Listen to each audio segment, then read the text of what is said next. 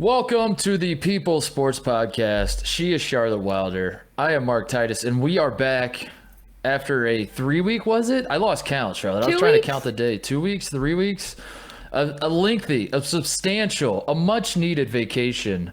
What did you do? What have you been up to? Have you just been sitting in that chair waiting for the light to come back on? The whole time. The whole time. I've just been sitting here in front of a blank Zoom waiting for you to pop up into it. No, I just was sort of astonished by, you think like, oh, vacations are good, resets are good. And then this week I came back and I was like, I am so excited. Like anybody who listens to the show knows that I'm always excited and always overexcited to do the show. But I was like, oh my God, I cannot wait to talk into a microphone again. And I think it's just, it's important. Everybody's got to reset. I think it was really smart of us. Our boss sent us a graph of how we were doing, and our listenership had just really started to skyrocket right before we decided to take 2 weeks off. And I just want to commend us for being so smart to do that, to plan vacations, right when we're gaining momentum, because you got to keep everybody on their toes. Right as soon as people are falling into a habit of like, yeah, I kind of like this. I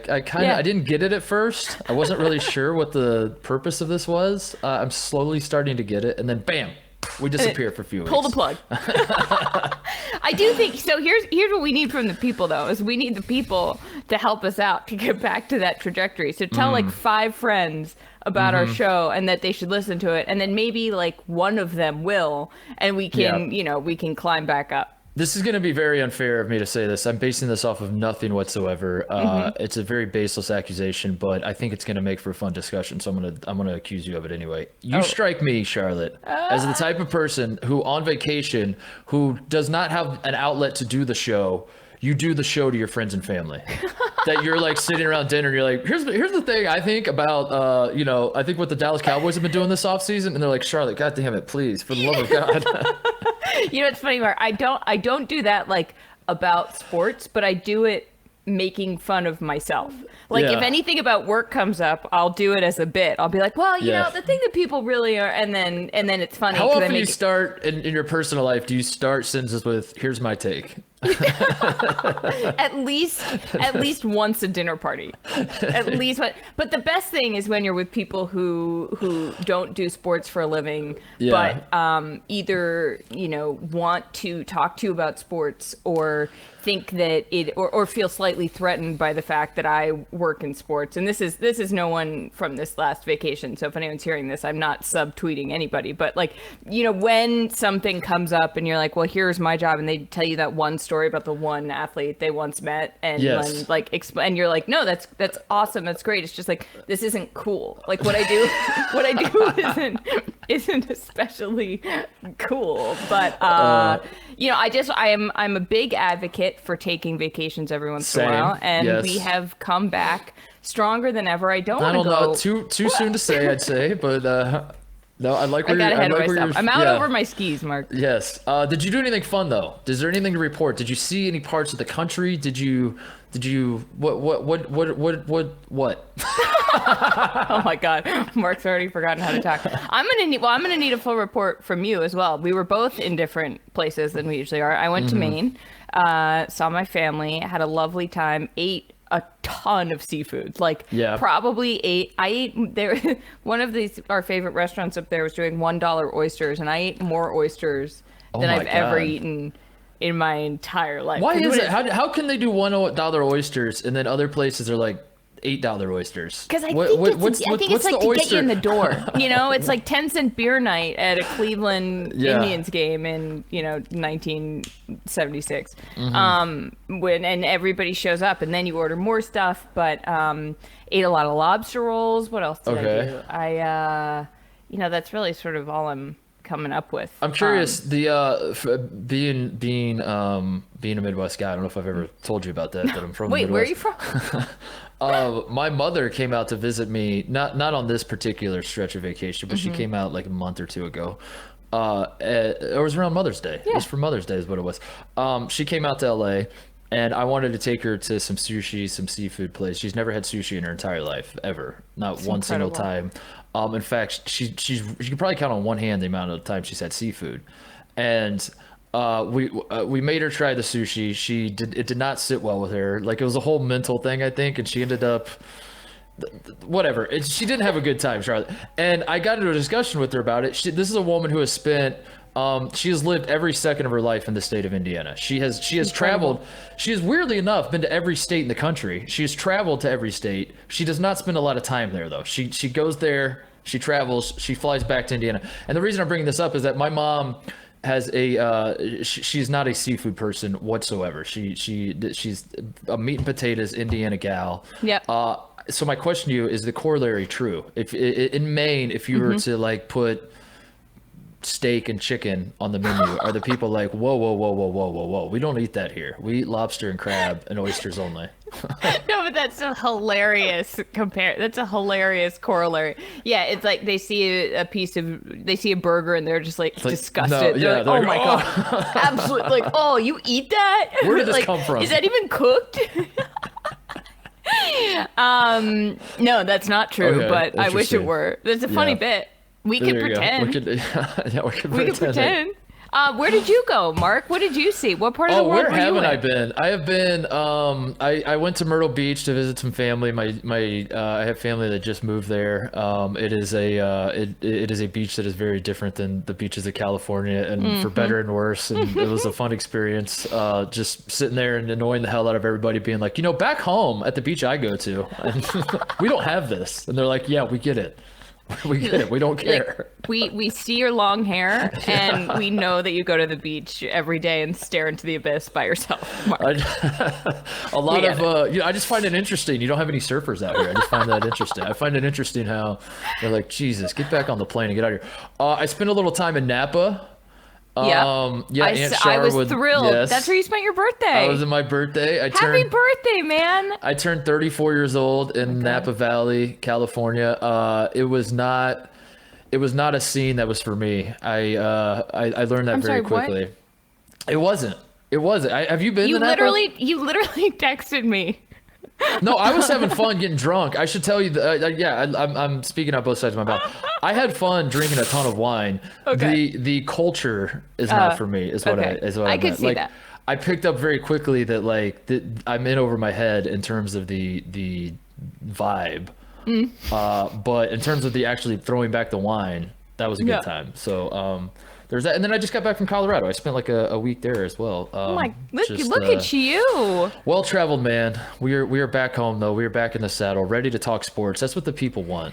People want sports, but hold on. I just want to read a text message exchange between the two of us. Oh my god, no! This is you don't have to do this. I wish you happy birthday. We chatted a little bit, and you told me that you were up in Napa, blah blah, and then there's like a 5-hour gap where I say, I'm on vacation starting in a few hours and cannot wait to throw my phone into the ocean. And then there's a 5-hour gap.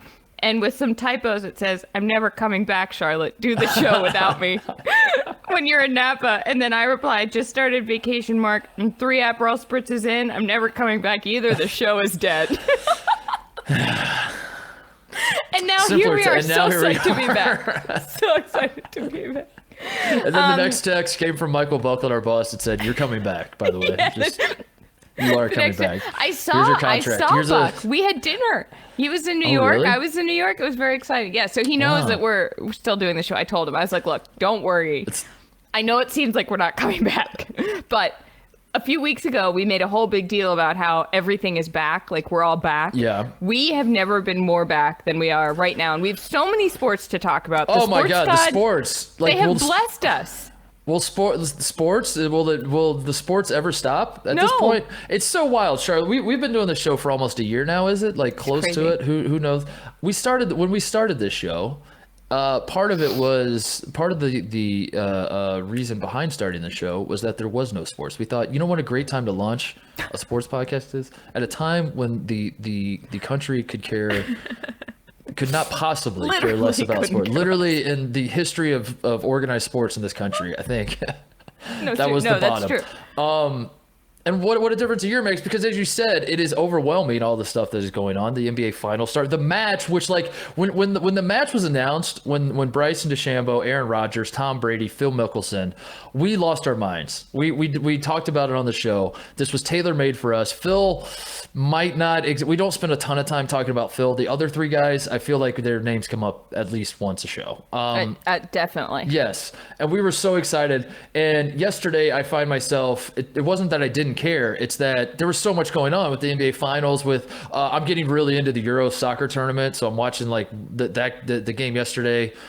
Which, by the way, the game yesterday for us was Italy-Spain. Goes into penalty kicks. There's a lot going on. Baseball's about to have the All-Star break. You name it, Charlotte. It seems like the sport is being played right this second, with the exception of maybe football. But anyway, there's a ton of stuff going on. What do you want to talk about? Well, there are a few things I don't want to talk about. Okay. I don't want to talk about the fact that Bruce Springsteen's daughter, Jessica Springsteen, and her horse, whose name, hold on, I need to Google this. I forgot to put this in my little Google doc. Jessica Ray Springsteen. She is an American equestrian, and her horse is named. Wait, she's an equestrian? Yeah, she's an American. Is that how you say that? Like the Oh, like? God. Yeah, how do you I'm say asking you. I'm asking. I genuinely don't know. Is the person who does the thing the equestrian? Like, I thought the sport is the sport equestrian, and then are you an equestrianer? If you had asked me this literally 5 seconds ago, I wouldn't have known. But when I Googled her, it just came up and said American equestrian.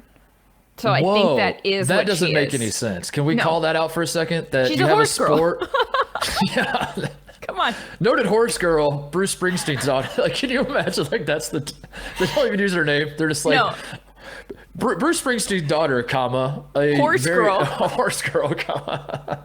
Here's the problem, though, Mark, is that every single article, everything that I've read on the internet about this, which at this point is a significant amount of information that I have consumed on Bruce Springsteen's daughter. The headline is "Born to Run: Bruce Springsteen's daughter," or Jessica Springsteen. But yeah, and I'm like, oh my god, We get it.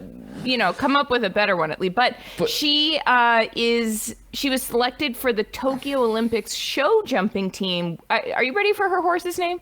You know how we've talked about horses' names? Does it have? Yeah. Okay. Go ahead. I was gonna take a guess, but No, you can't. It is like, I don't even know how to say it. It's Don Juan Van de Donkovi. What?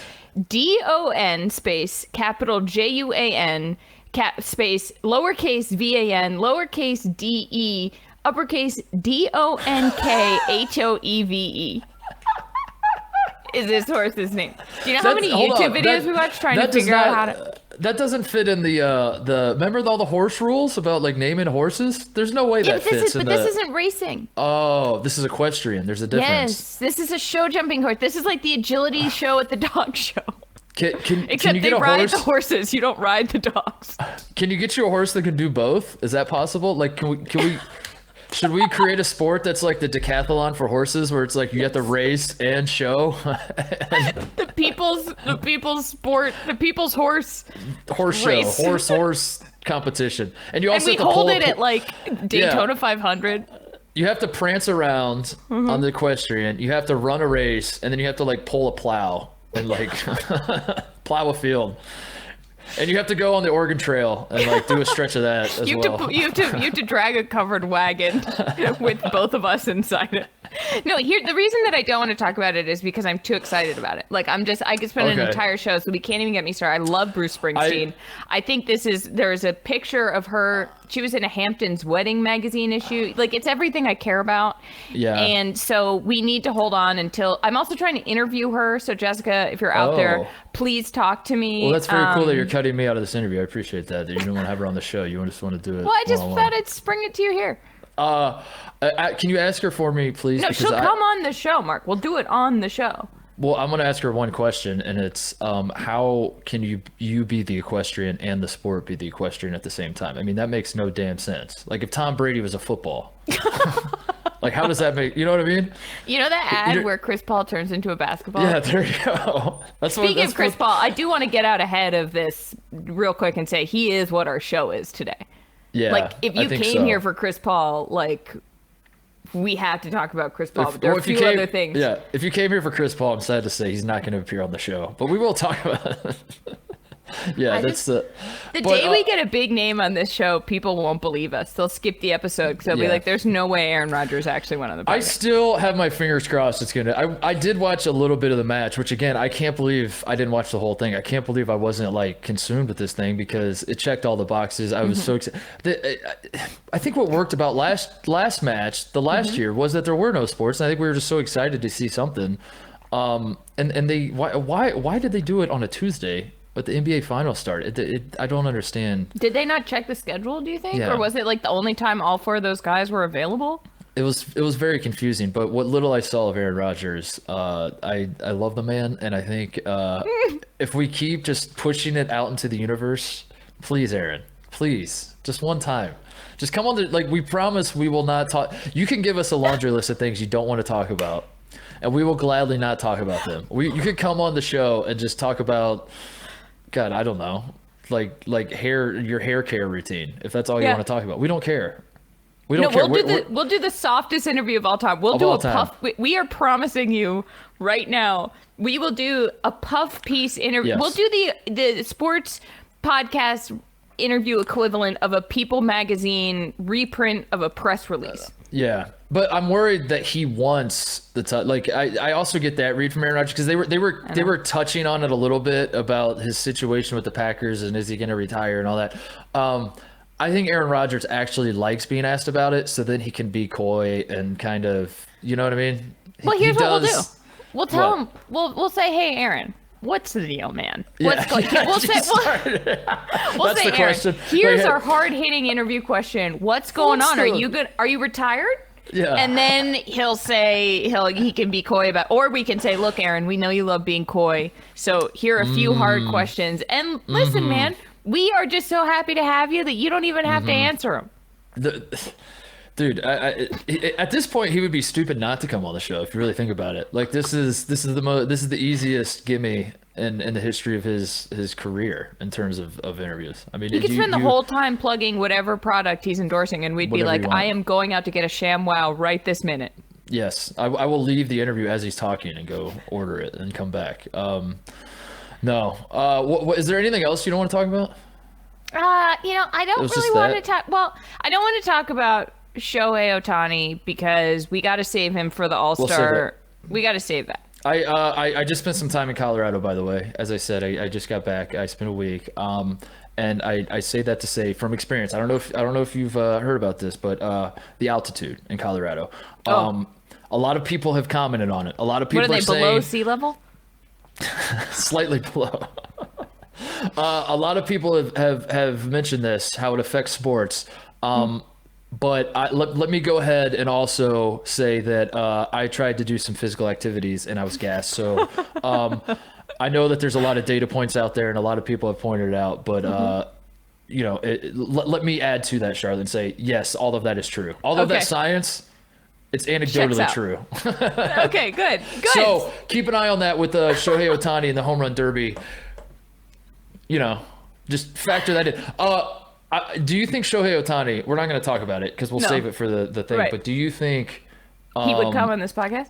Yeah, shout out. Can we shout out Ben Verlander, our colleague at Fox Sports, who has, you know what? I'm not going to shout him out. I'm going to call him out. I've been around Ben Verlander one time in my life. We went and played disc golf together. It's not as interesting of a story as it sounds, but we can't. Okay. It was preposterous. And the entire time, because I know Ben Verlander is very plugged into baseball and is a baseball guy, we'll call him. Yeah. The entire time I was trolling him about Shohei Ohtani being better than Mike Trout because I thought that would be like an effective troll if I played the role of a guy who doesn't know baseball that well, just like reads headlines and is just like, Shohei Ohtani is clearly the best player on the Angels and Mike Trout is kind of getting in his way. I was just trying to troll him to where he'd lose his mind. He's like, no, because Mike Trout, might be one of the best he is one of the best baseball players of all time, maybe the best player of all time, whatever. So I thought this would be an effective troll. And what I have noticed, Charlotte, is that Ben Verlander, since that moment in time, has slowly just like dominated the Shohei Ohtani market of to the point that we're now putting out videos from Fox Sports written in the captions are in Japanese, and Ben has just become like the Shohei Ohtani guy. And I want to say, you're welcome, Ben, because I trolled you into. And I want to take credit for every piece of work that you have put out since. Yes, I want to take, because what, like, he was, I remember the day vividly that he was like, no, Shohei Ohtani's good. He's good. Like, what he's doing is really cool. But Mike Trout is still Mike Trout. Like, come on, let's not get too. And now all of a sudden I look up and it's just Shohei Ohtani everything. And I just want to say, have me on your show, Ben. Let's hash this out. This feels like we should do a home and away. Like, you should go on Ben's show, and then Ben should come on our show. I'll go on Ben's show if you want with you. I'm just, not to invite myself to the party, but like I would happily try. I do think that we need to have Ben on to talk about this during the All-Star. Ben is also so nice. Like, he's so much nicer than we are. Yeah, that's true. Here's my question to you about Ben. Do you think he's learned Japanese yet? Do you think he's like yes, good? He's going to come on the show and speak in Japanese? He's doing Duolingo right now, and like his entire Twitch stream. I don't even really understand Twitch, but Ben is very good at it. I'm sure he like has a translate app on for Twitch that says what he's saying in Japanese at this point, and it's impressive, and I love it. The one thing I was going to ask you about Ohtani with the All-Star game, I'm more interested in his home run derby appearance, because I think this is a great opportunity for MLB to get every single eyeball in this country on the home run derby, which a lot of people are going to watch anyway. But have Shohei Ohtani hit, but also have him pitch to all the other guys. Your thoughts, Charlotte? I was going to say we should have Shohei Ohtani pitch to himself, and he has to beat his pitch and get to the it's like me in my backyard as an only child. Like, it takes skill. It takes, if you can throw yourself a baseball and then like really whack it, like that takes some practice. I challenge, you know what, I'll go so far as to challenge Shohei Ohtani to a hit off, a self pitch. Hit off. It's like a self-driving car, but no. Oh god. We've already gone off the rails. Anyway, that's why I don't want to talk about it, because we have to save it. Yeah, I agree with you. But Shohei Ohtani. I think in the meantime, MLB should hire us to just throw creative ideas on how to use Shohei Ohtani during the All-Star break, like what you could do with Shohei Ohtani. Yeah. Just did you think? Never mind. Let's move on. Say it. All right. You want to talk about Chris Paul? You want to talk about the finals, the NBA finals going on? We're recording this on Wednesday, I believe. So game one was last night. The Phoenix Suns have taken a 1-0 lead, which a lot of Suns people. in 4. I hate that guy. Can I say it? Is that? I have avoided watching any interview he gave because I knew I would hate it. And I knew I would hate it too. Like when we talked about it. We talked about it. We knew we'd hate it. We liked him at the time, and we also knew that like we're eventually gonna hate the guy. I'm there. I'm officially there. I saw that he's like but also I should say he's not that bad. Like, I don't know. I'm trying to work through my emotions on this because he's not. I guess I woke up this morning and I saw that he's like selling his autographs and he's on Cameo and he's monetizing this. Now, a couple things here. Number one, I think that is America in 2021, for better or worse. I think like if I'm gonna get mad at that guy for selling out, which first of all, like I'm on Cameo. I don't think I am anymore. I was doing Cameo for a while because Greg Oden did it and I thought it was funny. And but you did it for charity. Yes, but I will say the guy was like donating some of his money to charity as well. So there's that. There's also like I don't know. I don't have a reason to hate him other than just kind of like it's in my face a little too much. It's a little annoying. You know what I mean? Like I kind of am crossing my fingers that someone digs up an old tweet, but then also I hear myself say that and I'm like, wow, I'm the idiot here. Like I'm the bad person. So it's like, I don't like how I've arrived at this. Here's what it is, Mark, is that anytime anyone is on social media about themselves too much, you start to dislike them. Yes. I started to dislike myself. I'm going to be very honest here. Sorry.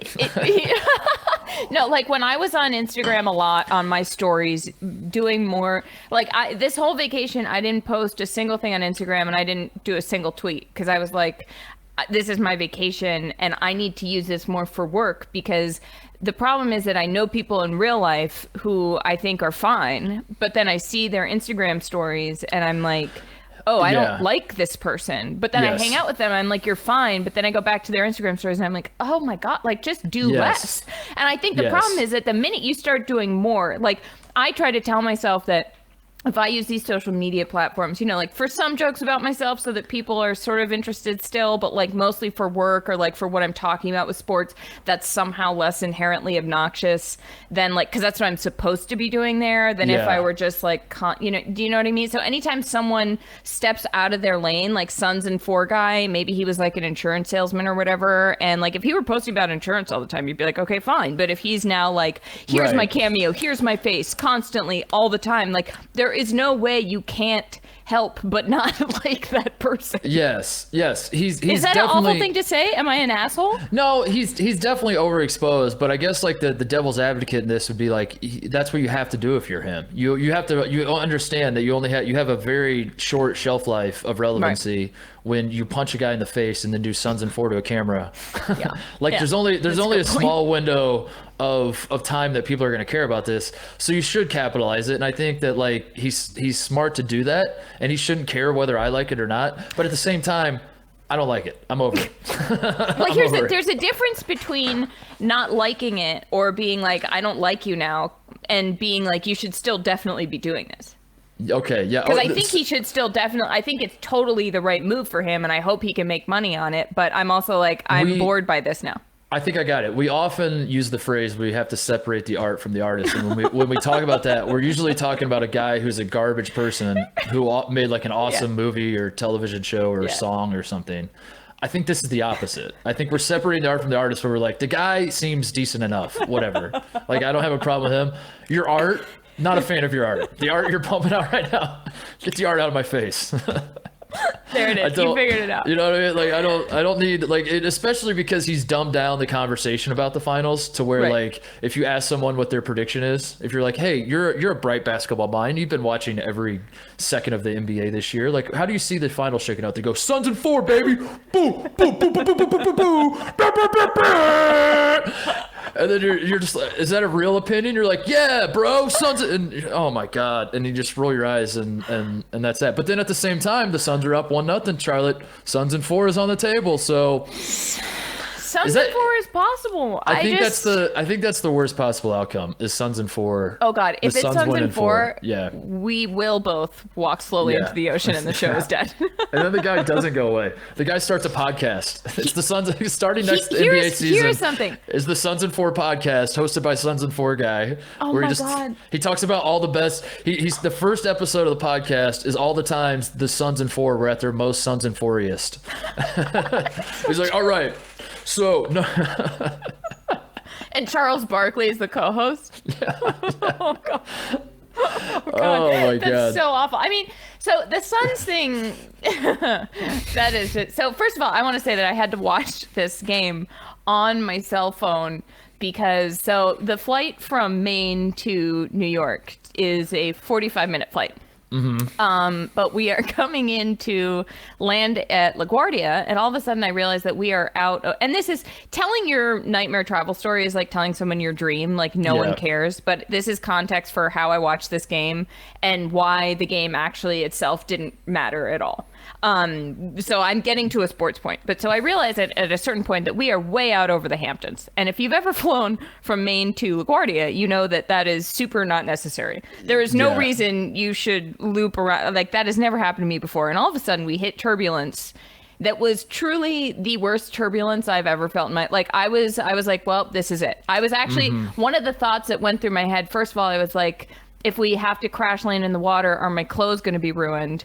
And then my second thought was, oh my God, are they like, what are we going to do about the show? Is Mark going to have to do like a memorial episode and then it's over? And I would monetize your death for sure. Please, no, please. Like I was hoping, my hope was that you would get like a lot of mileage out of it. Sons and Four, I'm the Sons and Four guy with Charlotte. With my mortality.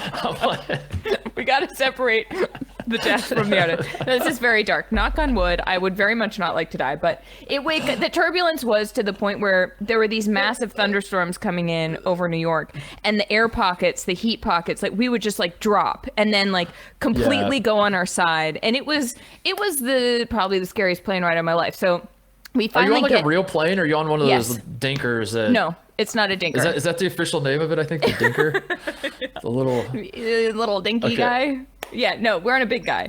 So we get over Citi Field, which is right next to LaGuardia, and we are kind of coming into land, and then all of a sudden we hit this massive turbulence. We sort of the plane just starts shaking. We shoot back up, and I was like, that doesn't feel great. And the pilot comes on. He's like, yeah, so right as we came into LaGuardia, there were severe thunderstorms. The wind picked up above 55 miles an hour, so we can't land. We're going to try for JFK. And I was like, try? We're gonna try. Like, what happens if we fail? Are you kidding me? So we don't hear anything for like 5 minutes, and then he comes back on and he goes, we're landing at JFK in 2 minutes, and we're still very high in the air. And I was like, I have no idea what is happening. But so we just like plummet, land. We managed to land. He comes on. He's like, we were the last plane that got in. The plane behind us wasn't able to land. And I was like, where did that plane go? The last plane that got in. Yeah. So anyway, long story short, we sit on the tarmac forever. We finally get off. All these people are trying to be friends with each other, but they're saying awful things. Like it was kind of a nightmare scenario. They're bonding over like how miserable, like how incompetent. You're blaming it on the airline. You're blaming the weather on the airline and the pilot. And then one woman starts saying how she's from Florida and Ron DeSantis, the governor of Florida, handled the pandemic better than anyone. He should run for president. And I was like, oh, this is certainly hell.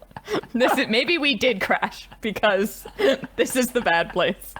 So they were like, we're going to fly back to LaGuardia with your bags. And I was like, there is no way in hell I'm getting back on that plane. So we took an Uber from JFK, an airport in New York, to LaGuardia rather than get back on the plane and fly with our bags, and met that plane. But we were early because the plane didn't take off forever. So I sat in an empty baggage claim. Hold on. Stop. Why are you going from JFK to LaGuardia? Because we were supposed to land at LaGuardia. So the plane was like, we legally can't have your bags get off of the plane here. So we have to fly everyone's bags to LaGuardia. You can't just like open up the hatch and say, take your bags and go? They were like, it's a security concern. And I was like, what? How is my shampoo a problem? What security concern? I don't know. But so anyway, ended up driving from JFK, took an Uber from JFK to LaGuardia because I was like, there's no way in holy hell I'm getting back on that death machine, and then had to wait for like an hour and a half. So I sat at the baggage claim at LaGuardia watching the Suns-Bucks game on my phone, watching it, but paying very little attention. Got home in time to watch the last quarter, and I was like, oh, it doesn't matter because Chris Paul is the only thing that matters. He's the only storyline.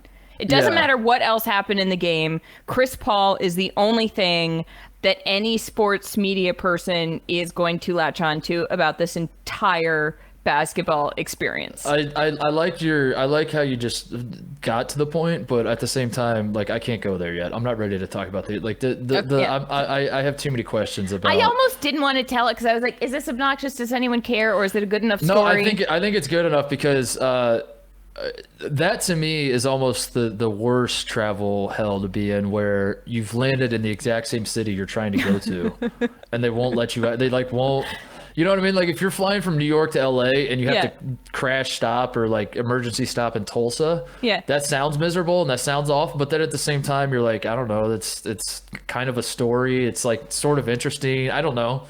It makes sense in your head. You're like, well, you know, we run out of gas. We had to stop in Tulsa to refill, whatever it was that led to that point. But you were leaving Maine to go to New York City. You landed in New York City. Yeah.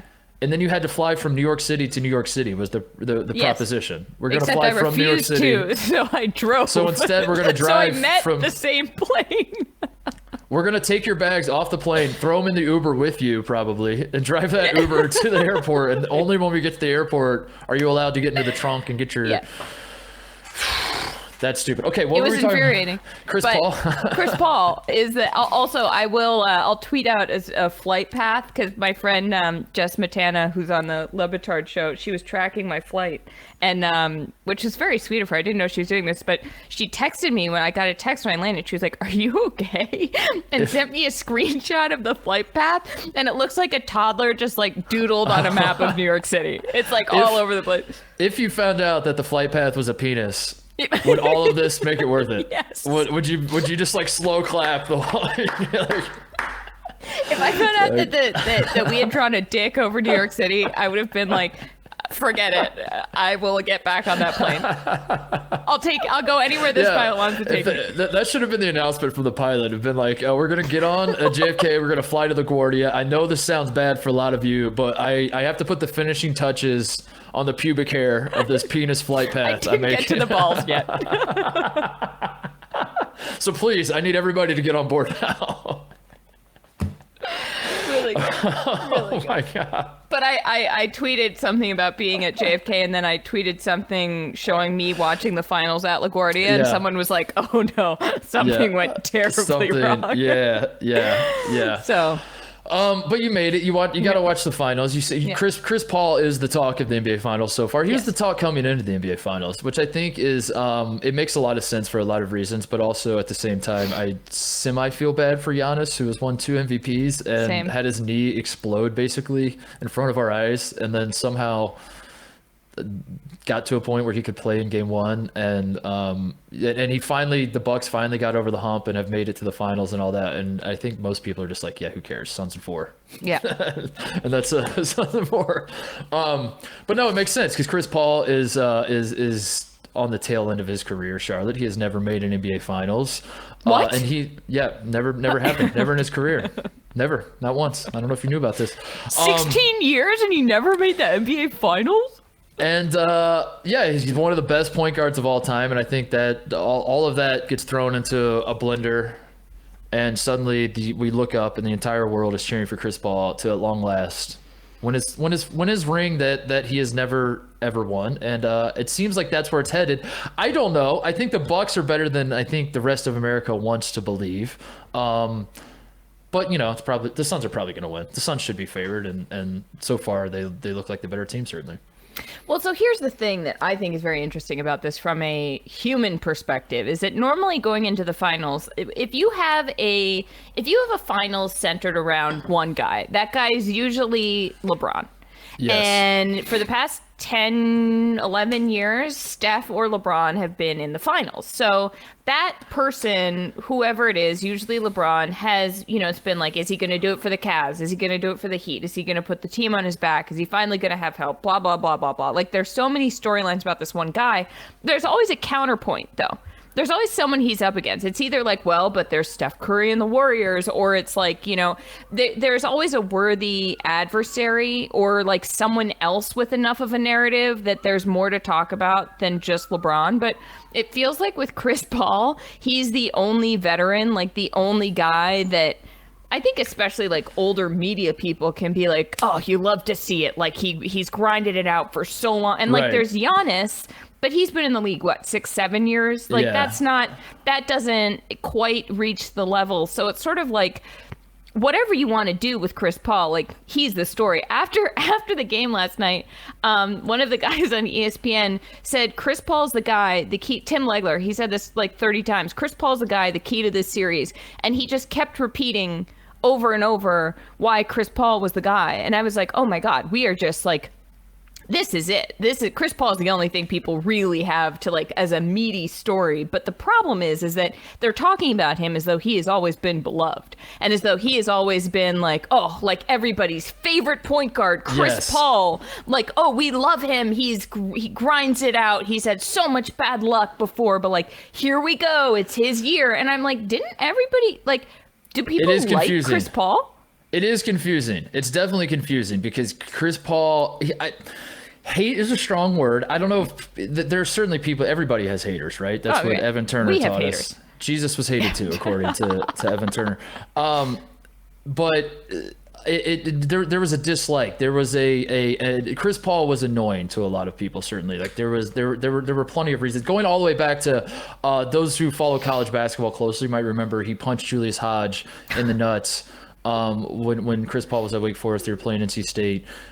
Tate believes that was actually justified. He's like, no, that made me like Chris Paul more because Julius Hodge deserved to be punched in the nuts. But either way, Chris Paul has had a reputation for being, if at worst, a dirty player, at best, like one of those guys that toes the line of what's acceptable and is just kind of has a lot of shenanigans going on. We'll put it like whether it's dirty or not. He's like always like he's not a great sportsman. I mean, there's an entire YouTube category of Chris Paul flops. Yes, Chris Paul flops. He's the king of like baiting you into something, and the moment you do it, he whines to the officials that you're doing it, whatever. And that did not go unnoticed by NBA fans, by basketball fans, and it's been talked about a lot and discussing who Chris Paul is as a player, as a way that whether you're a fan of him or whatever. And you're right, we have now reached a point where all of that is thrown out the window because we're looking at the bigger picture. We're looking at how great of a basketball player Chris Paul has been, which has never been in question at any point in his career, how talented he is. We are appreciating the full length of it. We are appreciating that he's finally now has a chance to win his ring. And we are appreciating, frankly, like you said before, that like, This finals is a shakeup. There is no LeBron James. There is no Steph Curry. There is no, even going back to the generation before that, the Kobe's and Tim Duncans and whatever else. This matchup is very much an anomaly in that sense. That we've arrived at the Milwaukee Bucks. Giannis Antetokounmpo, obviously great, has won MVPs, but he is not. I mean, like, frankly, he was a guy that like people thought choked in the playoffs, and like the fact that he's in the finals is kind of surprising to a lot of people. And the Suns are as great as they were this year. I mean, for God's sakes, most people thought they were going to lose to the Lakers in the first round. So I think that's what it is. I think there's just like where there is a vacuum, we have to find something to put in there. And I think now the stars have aligned for everybody to jump on the bandwagon and say, we want to see Chris Paul win this ring. Yes. Yeah. And I also think, in any other finals where either the Suns, who've never won a championship, and the Bucks, who've never won a championship, they're up against a team, so they become like any other finals that the Bucks are in. I think they're the story. I think it's like, can this underdog team do it? And instead, it's become Suns in 4. Yes. Like it's like that to me is how it's sort of shaking out. And I think I started doing sports in 2016. I have said this before. I didn't know who Kevin Durant was before I started doing sports, which is a wild choice by the people who hired me, but I'm very grateful. And so I feel like I really, I caught up very quickly, not to brag, on like the current sports landscape, but filling in those gaps, there's still some things that I don't know. I feel like I'm a 11-year-old who has been following sports for the past 5 years very closely. But before that, I was 6 and I was too stupid to understand what things were. So to me, I see like I probably only became aware of Chris Paul as somebody for the State Farm commercials. And I was like, this guy's kind of fun. And then, you watch him play and he goes to the Thunder and he's kind of the elder statesman. And then he goes to, I mean, he's on the Rockets, but he has some bad luck. And then he's in the Thunder and now at the Suns. It's sort of like this redemption story. And I'm like, oh, I like Chris Paul. And I was watching the other day and it suddenly occurred to me. I was like, wait a second. Isn't there a reason people like, I turned to the person next to me. I was like, do people like Chris Paul? I was like, I feel like if you were to just like me, if you were an alien who's just dropped in the past few years, you'd be like, what a lovable guy. But like, I think that it's like the recipe of what we were talking about. It's like, what does it mean to be likable in sports? Does it mean that you have undergone hardship, that you've put the team on your back, that you have just stuck around long enough that people, if you stick around long enough and don't win anything and you're not like a blatantly horrible person, I think people are going to start liking you. Yes. There comes a point where us as fans put it on ourselves and we start looking in the mirror and we're like, why do we hate this guy again? Right. Like what is it exactly that we hate? And I think he's a beneficiary of all the shenanigans, the word I used earlier, which is I guess the best way to just kind of throw it all together, the whining to the officials, the flopping. Because it's not a situation. It's not bad enough to be a situation, but it's shenanigans. It's shenanigans, yes. The shenanigans, I think when Chris Paul is younger, when you're a younger athlete and you're pulling shenanigans, I think everyone thinks it's Bush League. I think they think it's bullshit. I think it's a turnoff to a lot of people. But as you become the older, savvier vet, it's gamesmanship. And it's like, look at him. Look at him, just like the cerebral way he's going about this. Did you see the way he baited DeMarcus Cousins into The way he baited Patrick Beverly into shoving him into the back. But if Chris Paul's 25 years old and doing that, you're like, I hate him. I hate this guard. You know, I think there's a part of that too. Also, we should say that this country, the media in general, but I think fans as well, the only thing that we love more than tearing someone down is pretending like we didn't play a role in tearing them down when they are on the come up for their redemption. That is how it works. We shit all over somebody. We push them aside. We say suck it. And when that person like finally has the gall to like come back or like come for their redemption, which it's not that bad because Chris Paul, again, he's not a bad guy, but in terms of like our thoughts of him, as this redemption's happening and Chris Paul is making the finals, we all wash our hands of it. We all delete all of our tweets from 12 years ago when we were like, what a punk ass bitch Chris Paul is, or whatever it is you said about him, you know? And Probably that. Now all of a sudden you're like, please, basketball gods, the only thing I want is for Chris Paul to finally win a ring. It's like free Britney. Yeah. Everyone's acting like they weren't watching her fall apart, being like, "Oh, what a mess!" And now, Chris Paul, Britney Spears, and LeBron James is the conservatorship. No, I'm kidding. No, LeBron James is a conservator. That is their friendship. Actually, before we get to that, I have Charlotte Wilder's sports likability theorem. Okay. To put out here on the table. And it's that you have to meet three of these four criteria, which is that you have to be in good, funny commercials. You have to stick around for a long time. You have to put a team on your back that hadn't won anything before. And you have to... All right, maybe it's just three things. Maybe it's just those three things. But like, think about it.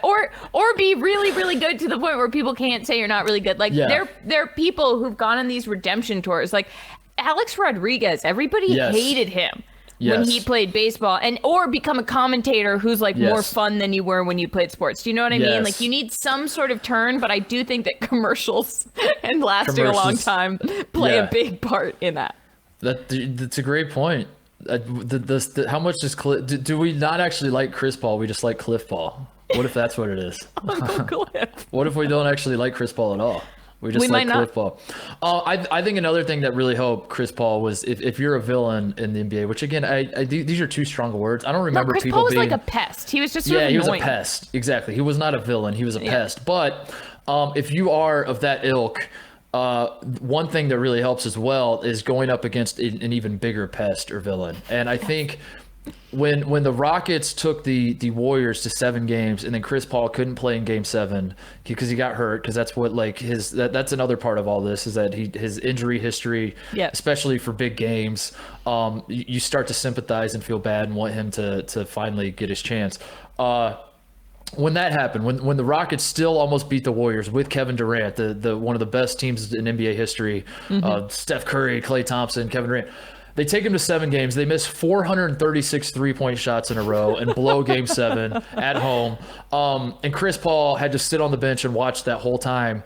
I think there was some small part of that like some switch flipped where people were like, damn, if Chris Paul would have played in that game, they're taking down the Warriors. And at that point, everybody hated the Warriors because Kevin Durant had joined the Warriors, and it kind of ruined the NBA, as I've done this rant many times on the show before. So I think that helped too. I think like that was at least my moment when I was watching this, where I started to cheer for Chris Paul moving forward. And then he goes to Oklahoma City, and now he's on the side, like he's bounced around. But each time, even when he went to Oklahoma City, and now that he went to the Suns, both times he entered those new teams, he did so with there was like this the discussion around him wasn't that, okay, these teams just got a very valuable piece that's going to help them do XYZ.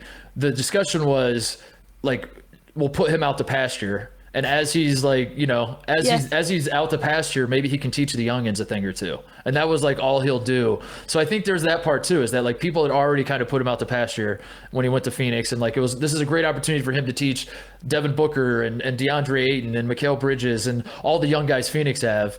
And Chris Paul flipped that on its head and is like, no, kiss my ass. I'm not here to teach anybody anything other than how to win. And we're going to go win the ship. And that's what they're doing. So Right, he's like, oh, do you like these combined 53 points and assists? You know, like, but that also has become sort of the story, right? Where, you know, Devin Booker's like, oh, he's a leader in the locker room, and then and I think that that's true, and I think that that's partly why people like him, because it's like watching your dad win a championship. Yeah. It's like there's real paternal, like, look at this guy. Devin Booker went to his camps when he was growing up. Like, now you've got Chris Paul and like, look at him be a general. And, you know, they're breaking down the plays, being like, look at Chris Paul. He doesn't like this shot, so he goes here. And Devin Booker knows to move over here so that he brings his man with him. And Chris Paul has a shot. It's like the son learned from the dad. Like, It's the ultimate sports, like, you can watch this with your dad, so you guys have something to talk about. You know what I mean? It's like that. It's this gift of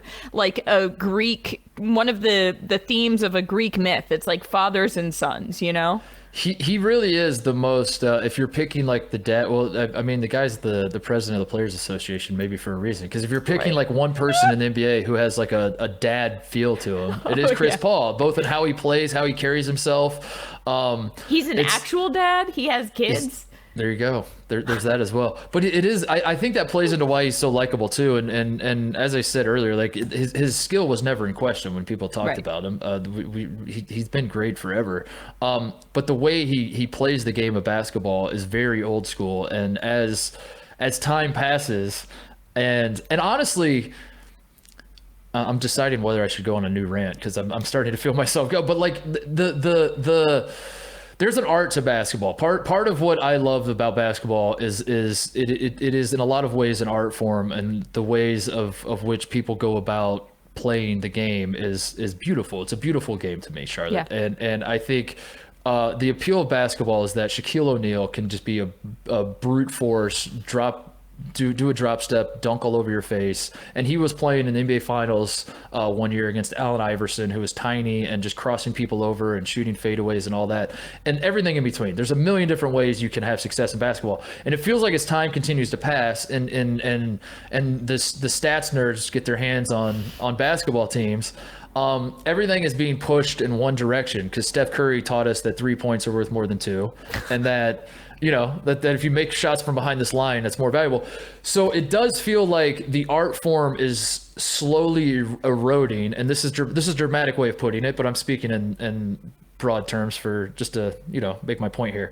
It feels like the art form is eroding, and in replace of it has become like efficiency. And it's like, if we shoot from these spots and we do it this way, and with that, it feels like a lot of the players are becoming sort of the same. Like, as great as Devin Booker is he that much different than like Jamal Murray and Donovan Mitchell? And you know what I mean? Like, a lot of these young guys are playing very similarly. When you go back in the day, and it's like, I don't know, it's like there's a bunch of different ways to go about it, and you're like, wow, this is crazy. And my point is, Chris Paul plays, and he harkens back to that time where it's like, this is an art form to me. I know the game so well. I don't mind shooting mid-range jump shots. I don't mind being a pass first point guard if that's what it calls for.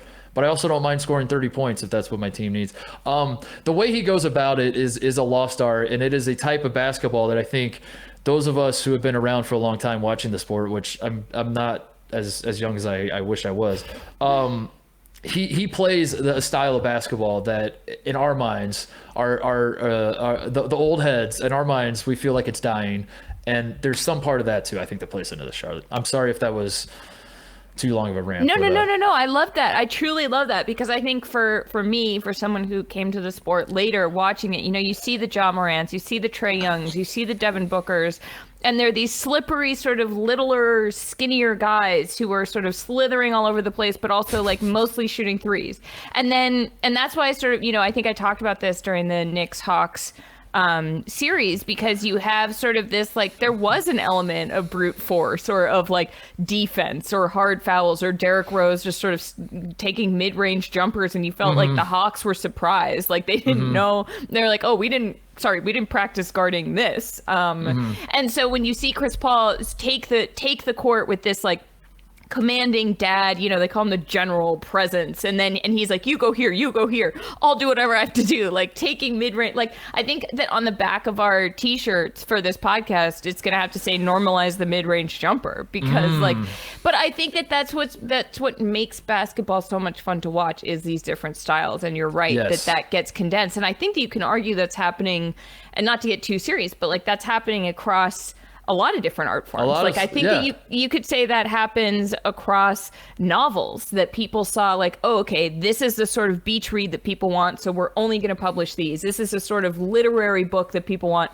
so we're only publishing these. Like, this is the kind of movie people want, so we're only going to remake old movies from the 90s and put out Marvel films, and because that's efficient and that makes money. And I think that what you're saying about the way people play basketball is actually happening in a lot of different industries where creativity is valued. Like, you can also turn on TV, you can turn on a sports game, and I can tell you before they say it what every single commentator on a on a studio show is going to say before they say it, because it's what they have to say, because it's keys efficient. To the game. The keys to the game. And it's Chris Paul. Chris Paul's the key to the series, and it's what people want to hear, which I don't blame them for, but it's what they expect. So you give them what they want and you make money off of it. And I think that there's a real art to zigging when people zag. And I hope that we keep seeing more of that. And I hope that maybe one of the things Chris Paul is teaching these kids who say, Devin Booker, his post-game presser was just like, he's teaching us, he's a leader. And it's like, right, okay, we get it. I hope part of that is that he's teaching them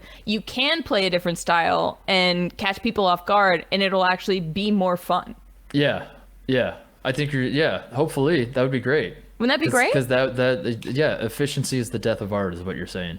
Yes. Is that a quote? Someone said that? Can we get that? No, I don't know. I think you might have just been philosophical. Oh my God. Put that on a cool nature picture and in a cool font. And then you mean an inspirational poster? An inspirational poster. That's what I meant to say. Titus. Yeah. Efficiency is the death of art. Oh man. I think you're like going for something. There's some saying that is out there, but I like that one better. Yeah, no, that's those are the feelings I have when I watch Chris Paul play. Though is exactly that. Is that the basketball is like, ultimately when I think I look internally and I think about what it is that draws me to this game. It is that sort of thing. It is, and I think that's it's interesting, because I do find a lot of people I know that love basketball. I talk to them about the NBA and even college. This is happening, and it feels like this is anecdotal, but it does feel like people are kind of bored with the product, whatever the product is. And I don't know if that says more about what basketball's become. It says more about us as a society. Maybe we have more options. Maybe people are like, I have too much ADD now. I can't sit down and watch a game. I want to be on my phone. I don't know. But my theory is that basketball used to be played in the 80s and 90s, and not to go like it was better back then, but it's definitely different. And what made it different was that there was no consensus. There was no, this is the way to win, this is how it's done. A lot of people thought a lot of different things, and you threw a lot of ideas. And over time, we have slowly figured out which ideas have won out and which ones haven't, and we've streamlined it, and everyone goes here. And Chris Paul has stayed true to who he is, which is just making fundamental plays, not turning the ball over, not trying to dunk on people. I don't even know if he can dunk, which isn't actually true. I did see a video of him recently, in a warm-up line dunking, but he's not playing that. He's not trying to be Ja Morant. He's not. He can make threes, but that's not his bread and butter. That's not what he's doing. And he's not assist hunting in a way that's a stat padding type thing. He's right. I don't know. He just very clearly always makes the best play. And I think having watching that for 16 years, as you start looking around the landscape of the NBA, the players now are better than they have ever been. There's no question about that. The players in the NBA are better than they have ever been. But you could argue too that the players are more homogenized than they have ever been, and that everyone's kind of similar to. And Chris Paul is not. And I think that's what makes him fun. And I think that's why we're all cheering for him. I could be wrong, but that's how I see it. So no, I totally love that, and I feel like there's this sort of,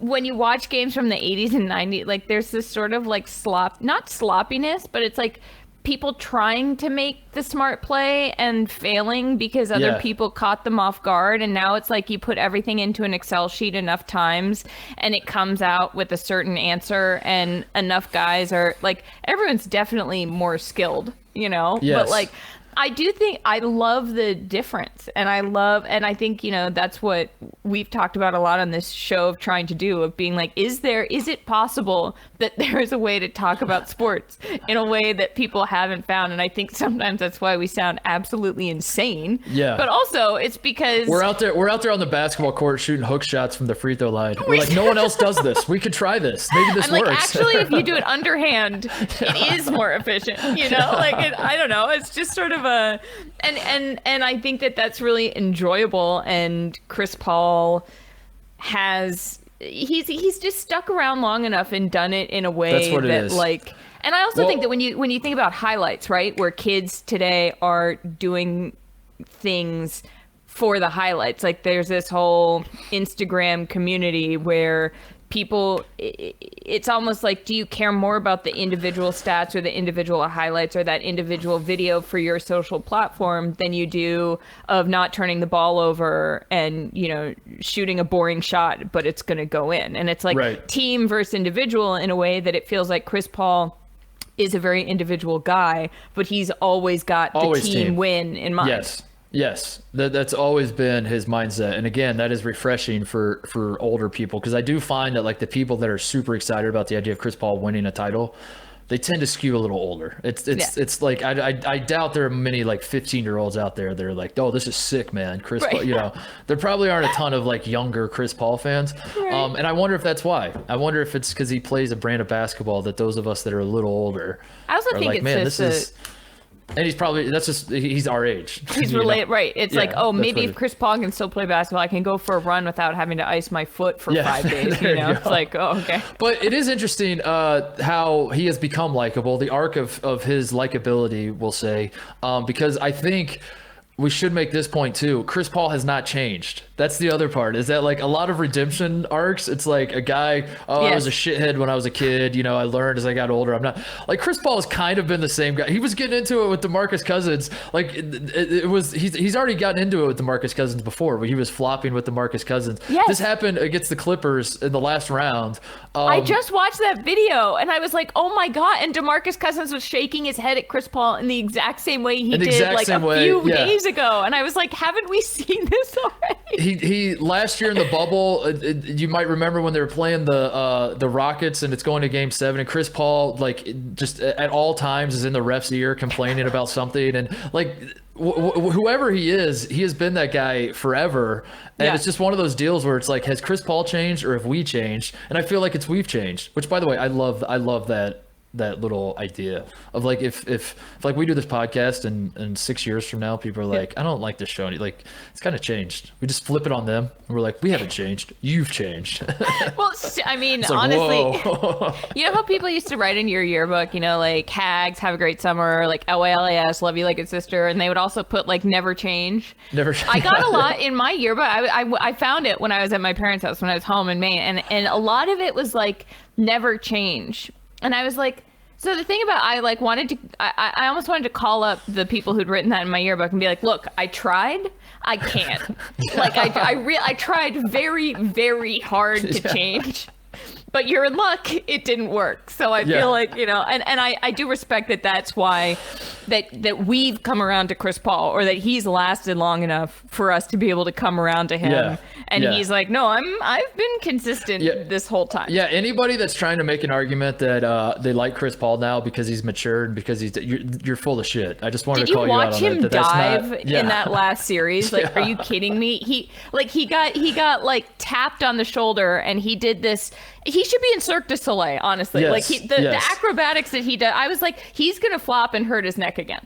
And if you think that the reason you like him now is because he's changed, you're wrong. Right. So maybe revisit why you hated him. I don't know. It's all just so fascinating, which is why I want to discuss other athletes in the world of sports that you believe have a chance, because when we watch what's happening with Chris Paul, where everyone he's almost got 100% approval rate. I feel like if you're not a Milwaukee fan, you're probably cheering for the Suns to win this thing because of him. Could this happen to other athletes, Charlotte? Are there other people out there who could get this treatment? Now, we should say Chris Paul, again, was not hated all the way. He was more of a pest, as you said, than a villain. So maybe that plays into it, that like if on the spectrum he wasn't that far to where he was irredeemable in people's eyes. But no, that's where my mind goes. Is like, is there someone else out there that we could see this happen to as more time passes? We find ourselves actually cheering for a guy we never thought we'd cheer for. Totally. And I love what we're going to do is a list of, our top 5 people that we would either like to see this happen to or think it would be. Mine is sort of a mix. Mine is a list of, no one on here is, like convicted of a horrible crime or violence or something on my list. It's like people who that's are... funny. My whole list is I have OJ at number 1. Dear God. So it'll be interesting. It'll be interesting how it shakes out. The people on my list are like not liked at all. And to me, it's because I think it would be the thought of these people in 10 years, suddenly people really rooting for them is hilarious to me. I do want to say too, though, this finals is ostensibly long. And at some point on the next show, I want to talk about LeBron and Chris Paul's friendship and relationship, because I'm sure Chris Paul will come up again, and I want to save that for next time because I have some funny thoughts about it. But I do think there's some people that this has already happened to. As I mentioned, A-Rod. I think Tanya Harding got this treatment a lot, but it happened. Yeah, I got the movie made but after. I also think that's sort of, it's more common to see people get redemption stories once they've retired and stopped playing and can kind of tell their side of the story. Do you know what I mean? And so to have this happen while they're playing, that's what I made my list based on. You know what the greatest redemption story in all sports is? No. Joe Buck.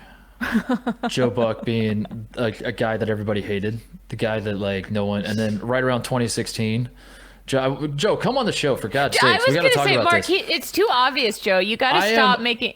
I am a Joe Buck historian. I know the moment in time that everything flipped on its head and Joe Buck became likable and it became like everyone's favorite. And if you're listening to this and you're like, Titus, you're wrong. Joe Buck's not my favorite. Hey, shut up. You're wrong. You're wrong. In fact, you're the one who's wrong. Joe Buck's the best. But Joe Buck's my favorite. In all seriousness, I remember Joe Buck. I hated Joe Buck. I would tell it like if Joe Buck was on the show, I'd be like, dude, I remember when I mean, he's talked about it ad nauseum because I listened to every interview the guy does about the Randy Moss call when Randy Moss fake mooned. I'm telling you, I'm a Joe Buck historian. When he fake mooned the Packers fans and Joe lost his mind, and he's talked about this before, and people hated him for that, and I hated him too because he's a Cardinals guy, obviously, and I'm a Cubs fan, and he, that would get annoying. But now he's awesome, and what happened? I remember what happened is 2016 is what started it, and things started to flip, and he made some maneuvers, and now everybody loves the guy. So, Joe Buck, come on the podcast and talk about what it's like to be loved after you were hated. Yes, please, for the love of God. You know what's awful is that I'm going to go the other way. Like for the most you part, hate Joe Buck now? No. About my Jesus, come on. Don't even. Can we cut that out? Don't even put that out into the universe. We need this man to appear on our podcast. No, I feel like for most of my career, I mean, there are definitely people who don't like me, and I've had some online dust-ups where it's become very clear who exactly does not like me. But for the most part, my experience online is fairly pleasant. And in like 6 years, I'm going to be a villain. Mm-hmm. But that's when you say, I haven't changed, you've just changed, to all the people that hate you. That's true. That's what you say to them. And then they're like, oh my God. A few people are like, I don't like your shtick. And I want to just say the yearbook thing to them. I'm like, buddy, trust me. It's not a shtick. I wish it were a shtick. Anyway, who's number one? 5. Let's start from 5. Right. Who's number 5 on your list? I'm going first. Okay, I'm glad I'm going first because I'm just going to blow the doors off of this thing out of the gate. This is going to blow your mind that I'm going to say this. And I can't believe I'm saying this into a microphone, but I'm going to say it anyway. Jose Altuve is number 5 on my list. And the reason this is shocking for me to say is because I hate the Houston Astros just as much as I can't imagine anybody is more upset about this. LeBron is upset. We remember LeBron's tweet that Rob Manfred would not take away hashtag just my thoughts as a sports junkie, regardless of the own sport I play. I'm right up there. I hate the Astros for cheating. I think they should have their World Series taken away. But Charlotte, this blew my mind because I don't know. I wanted to point this out. I was researching this list, and as I was trying to put stuff together, I was wondering like who's the most hated person in baseball that could be redeemed. I was like, it's got to be somebody on the Astros. So I started like researching the Astros scandal again and reminding myself like who played what part, et cetera, et cetera. And I found, now I'm not someone who, just because I read it, I believe it. Now, having said that, Babe Ruth. You 100% are that person. Are you kidding me? If it's written down on the internet, Mark's like, I can't believe Babe Ruth murdered his wife. And then you read something else that says he didn't, and you're like, sorry, never mind. I got Babe Ruth wife murdered. Is that what we're gonna call it? I got like the same thing that happened there happened Babe with Ruth. us. I got Babe Ruth because I read about this theory that Jose Altuve actually played almost zero part in the cheating, and actually Jose Altuve is innocent. The guy with the buzzer on his. Well, listen to me. I'm going to make a case for you because this was the case. Yeah. Someone went through and tracked all of the times that the trash can was being hit. And Jose, I swear to God. Hold on one second. Every single time the Astros cheating, we need to acknowledge the fact that it was absolutely brilliant. That they used a trash can. Sorry, continue. And they said that Jose Altuve actually didn't like the trash can because it was distracting to him. And if someone crunched the numbers, they said Jose Altuve had like the lowest trash can hit rate of at bat. Like the Astros did not bang the trash can when he was up to bat because he hated it. He would look at him and be like, "Please stop doing this." Because it distracted him. He was like, "I'm already a great player. I don't need this shit. Like I can see the ball coming. I don't need your help. Please stop." The most damning piece of evidence was when he's coming home from third base and he's holding a shirt and he's saying, "I have a piece on," is what people think he's saying. And he's like, don't rip my shirt off. You're going to be able to see my buzzer, all that kind of stuff. So what apparently happened, and again, this is according to one theory, is that he is saying camisa, which is t-shirt in Spanish. He's from Venezuela, so he speaks Spanish. And he's saying, no, don't, like, no camisa, do not rip off my shirt. And the reason he's saying this is because the Astros have a history of doing that. Like, if guys hit walk-offs, they'll just, like, run up and, like, just mess up your hair, take off your hat, rip your shirt off. Like, they just make a whole scene of the whole thing. And he was saying, please don't do that. Like, I don't want you to rip my shirt off. And he was saying camisa. So there was that. There was also like Carlos Correa. I found a video of him saying that Jose Altuve didn't cheat, like he didn't want any part of the whole thing. So now like my brain is turning, and I'm thinking to myself, we're gonna get like a 5-year article on the 5-year anniversary of the Astros cheating scandal. We're gonna get some article that like revisits it, where someone makes the case that Jose Altuve has been wrongfully accused in all of this. You should actually like the guy. And then suddenly everyone's going to cheer for Jose Altuve to win a World Series without the Astros. He can't do it with the Astros. He's got to be like traded away. But like Jose Altuve is on, I don't know, pick a team. Jose Altuve is going to be on the Cubs. He's on the Cubs. And people are going to want him to win. I was going to say he can't do it with the Astros. I'll go a step further though, Mark. First of all, you've now convinced me. I believe you. And we shouldn't wait 5 years. We should try to get Jose Altuve on this podcast and defend himself right now. Jose, if you didn't do it, you would come on the show and say yeah, if you don't come on the show, you did it. Yeah, exactly. There you go. It's that easy. It's that Carlos simple. Correa also is definitely the villain in this situation. Oh, yeah, he's like, I'm proud of it. Yes. Or something. He was like, whatever. And it's like, okay. I'm with you. I think Altuve is adorable also, and we just need more pictures of him standing next to tall men. There you go. So I think there's a path back for Jose Altuve, believe it or not. So all right. I put him at number 5, but it's a long road back. So that's why he's number 5. It's a long road. All right. Okay.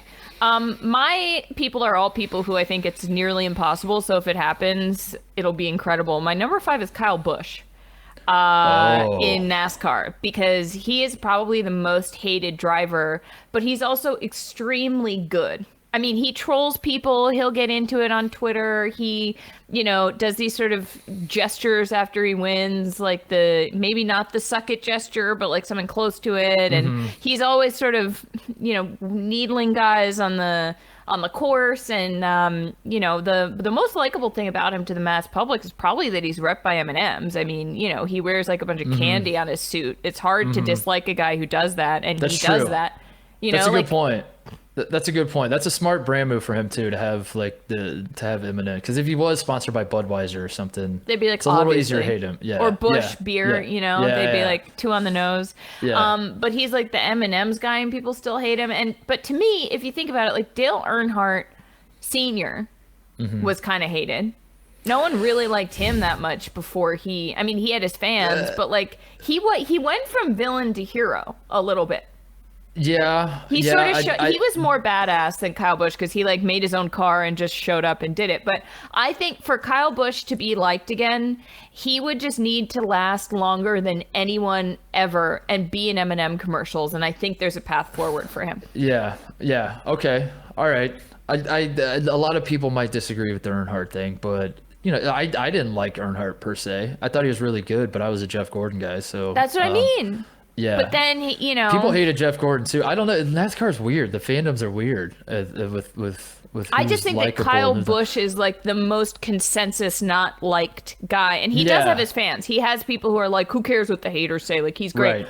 But I think for the general NASCAR loving public to like him, it would take the longest career, the most career wins, and then like a redemption tour and a bunch of M&M commercials. I think Kyle Busch is more similar to Tony Stewart in terms of Yeah. like how much people hate, and then Tony Stewart's redemption tour. Yikes! We'll just say that. Didn't, yeah. Yikes! Maybe the comparison hopefully ends there.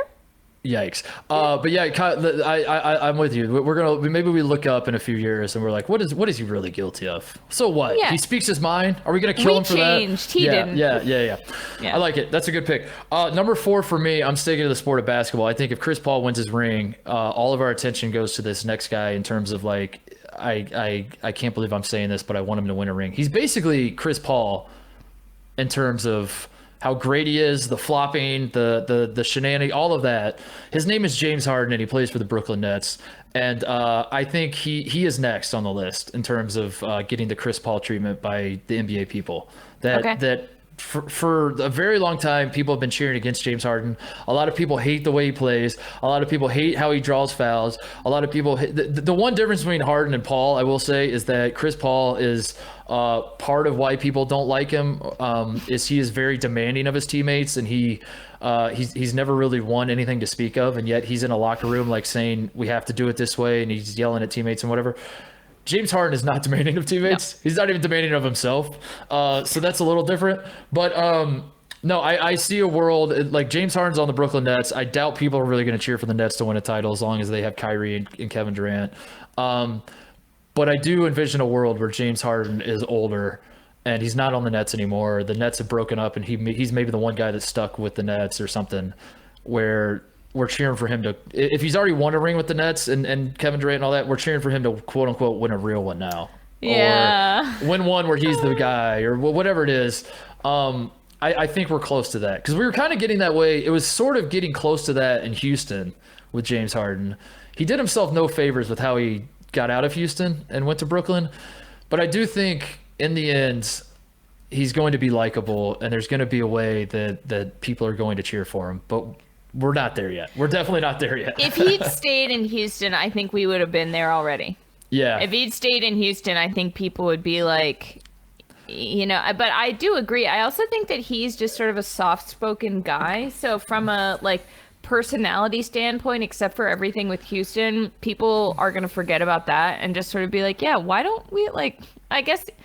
But then, you know, I think that there's a narrative where it's like, well, of course he wanted out of Houston, you know, like he wanted to win, you know, like that's what I mean. Maybe more time passes and you're like, wow, that Houston situation was a disaster. I don't blame James for wanting out, you know? Yeah, exactly. And I could see that. I could 100% see that happening. And he's also just like the beard, I think carries a lot of weight for him.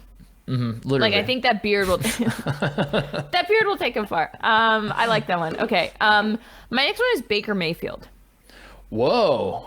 Interesting. Because he is when you were talking about the Chris Paul who is kind of a pest or annoying or, you know, he rubs people the wrong way, but like he is you know, and he hasn't won anything, and he's been on some, you know, he's been on the Browns, but like he took them to the AFC Championship, and he's making a name for himself, and he's in a bunch of commercials that now people like him because of how he acts in these commercials. Yes. And so he's sort of starting on the Chris Paul redemption tour like 10 years earlier than Chris Paul did. And I think that if he gets farther enough in his career where he goes to like 7 more AFC championships without ever winning, people are going to, like, he could go to the Colts and people are going to be like, we really want Baker to finally get a ring. Or he doesn't have to go to the Colts. He can just stay at the Browns, Or, yeah, exactly. He could stay at the Browns, or he wins for the Browns. And then even people who aren't Browns fans are like, we have to give it to him because he did the impossible. Yeah. It would be like Julius Randle getting the Knicks a ring. You know, it's like, Yeah. oh my God, like this guy that we sort of counted out for a bunch of years has finally done it. And like he put his time in. And his redemption arc is a lot because, you know, people think he talks back or he's too brash or the whole Ohio State flag thing. Oh, I'm glad you brought that up. Thank you. You know, yeah. The flag thing. Watching all the Celtics people pretend that Kyrie stomping on the Celtics was I was like, dude, will you guys please show that? Like, I had to watch Baker Mayfield like take a flag and wave it in our faces. Like Kyrie was at least kind of subtle about it, where he was like, you know, looking the other way as he kind of like threw his foot down real quick. It was like a little kid who thinks you're not noticing. Yeah. Baker Mayfield was like, suck my right. So he has like, but it's pesty, you know. It's not like he's not playing dirty, really. He's not like, I don't know. So I think that I could see a very clear path forward for him, and I think he might already be on it.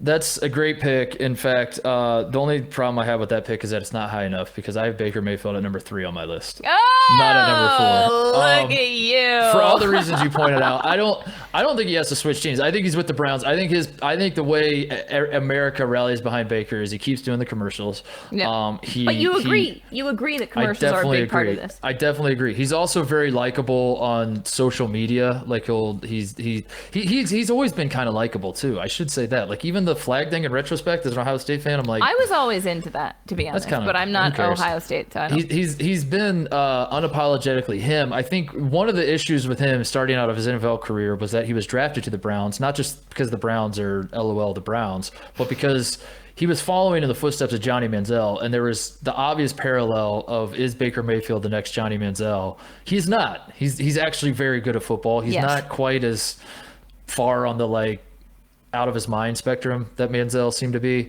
Yeah.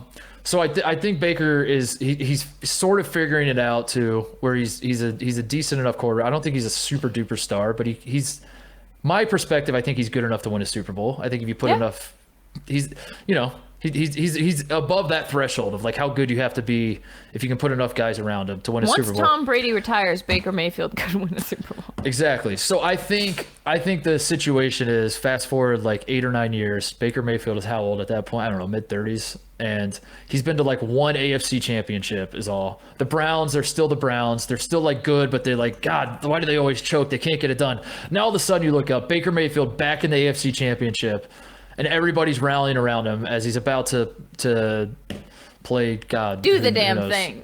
They're playing the Jaguars in the AFC championship or something. Who knows?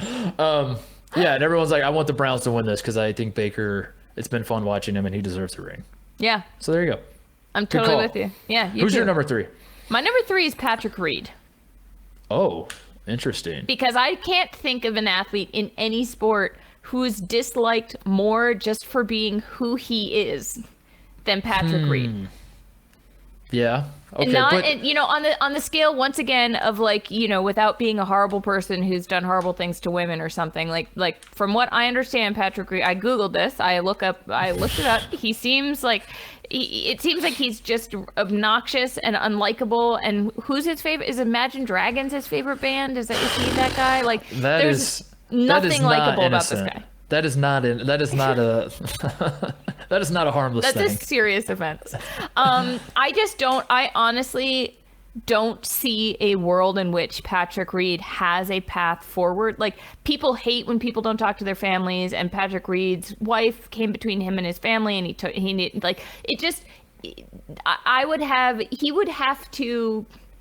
we wouldn't have to change. Patrick Reed would have to change for people to like Patrick Reed. And so I'm very interested. I can't even imagine a world in which he has this path forward. So that's why he's my number 3 pick, because I'm like having trouble. Maybe he just wins a ton and people are begrudgingly like, okay, I guess I like it. Yeah, I'm having a hard time with this one only because of what you said. Like, we have to, it's not a case of us changing. He has to be the one to change because the guy is so, the only thing I can imagine that doesn't require him just like fundamentally changing how he goes about his affairs and his public perception and all that. Isn't he great at the Ryder Cup? Isn't that like part of his thing, that he's like he's almost Captain America? Yes. Maybe he just like continues to just chip away at that. Like he just keeps representing America at a level that we've never seen before. Where like we just get to a point where we're like, at least those of us in America, we're just like, I can't deny it anymore. I love how much glory this guy brings to the country. That's true. Maybe that's it. Or I don't know. He could go the A-Rod route. Good call. He could become a commentator, and suddenly he's like actually funny and sort of charming, and people are like, "Where was this the whole time?" A-Rod, I would say the original A-Rod may be John McEnroe with tennis. Yes, that he was hated as a tennis player. There was no world in which you thought See, and now he's everyone's favorite commentator. I love John McEnroe calling tennis. Yeah, me too. Interesting. Maybe that's he was great in that Mindy Kaling Netflix show. Well, there you go. All right, I like that. My number 2, also in the world of golf. Mm-hmm. If you had to guess, Charlotte. I know. If you had to guess, I know who it is. It's Bryson DeChambeau. It is Bryson DeChambeau, because you want to talk about like trying to think of reasons we actually hate this guy. Like this dude is the corniest dude on earth, but. Right. Who's that hurting, really? Right. Who's I guess his caddy. Besides Brooks. Yeah, besides Brooks and his caddy who quit on him. I don't know how it's gonna happen for Bryson DeChambeau, but I want to see it happen so bad. I want him to be at Augusta National, and he's never won the Masters, and that's a talking point. And he famously said that Augusta was playing at like a par, what did he say, 66, whatever it was, and he shoots like 5 over. I forget the numbers, but like he had such the bravado about him. Fast forward however many years, and Bryson cannot unlock Augusta. He can't figure it out, and we're all looking around, and we're like, you know what? It would be pretty cool. It would be great. You wake up on Sunday morning and Bryson's in second place, and he's on the final grouping at Augusta, and you're like, all right. It'd be cool if he finally figures this place out and wins one. I can't deny it. I love that. You know who had a major redemption tour is Tiger Woods. Oh yeah. I mean, talk about that. That's why. I mean, he's a complicated one, but I think that I love the Bryson one. I also want a supercut of every time you said Bryson DeChambeau on this podcast. Same. Bryson had to make an appearance. The best finish he's ever had at Augusta is tied for 21st in 2016. And I think Augusta... He's been playing golf that long? You can... Yeah. Well, you think he just like showed up and a couple years ago? Yeah. Sort of. He was just a guy that was like pounding weights in the gym and was like, I could do that. That's what I think of him. He's like, maybe I'll play golf. Like if Ryan Russillo just started right now, he's like, literally how I feel about Bryson. It. I'll win the U.S. Open. I don't care. I could do it. How hard could it be? There's probably a soundbite of Russillo saying that somewhere. I'm gonna be honest. Okay, that's a great one. Surprised that's not your number 1, to be honest. My number 2 is Brad Marchand of the Boston Bruins. Okay. Because there is no one who is more hated in hockey unless you are a Bruins fan. And this is another sort of troll pick because I actually don't know that this is possible. But if you go to his Wikipedia page, there's a whole section on playing style and criticism. He's an extremely dirty player. Like he hurts other guys. He gets fined for it. And this is so here's a sentence. Ready?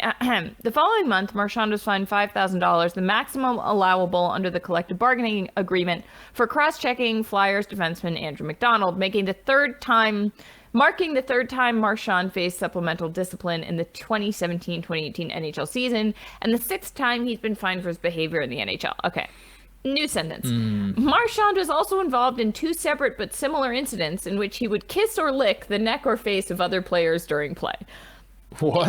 Now that to me, there's this clip of him. He just like licks this guy's face and he like kissed someone's neck. And that to me is so funny.